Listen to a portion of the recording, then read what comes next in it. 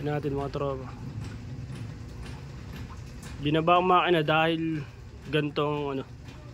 Ito na, ipapress raw ito kung saan mga tropa, pero wala sa saalan. Inuulit at makalampag ang makina. Ang maapektuhan mga tropa pagka ganyan wala sa align, itong gear, bearing, basta lahat yan maapektuhan. Block maapektuhan rin mga tropa kasi wala nga sa align. Tignan nyo mga tropa. Magneto, yan maapektuhan rin ng mga tropa. Pinion gear, clutch housing, ayan ang mga madadamage mga tropa. Yung mga tropa. Ba't ganyan mga tropa? May libagla ng bagya yung ano, yung bearing. Pero okay na siya.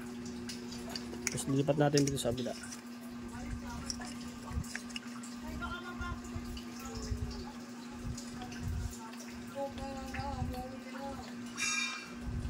Yan siya mga tropa.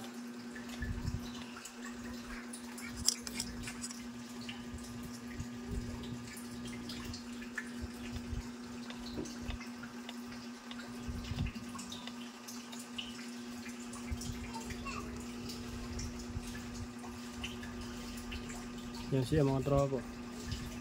Diba? Okay na. Grabe ang kalog mga tropa. Nagkakalimbangan yung loob.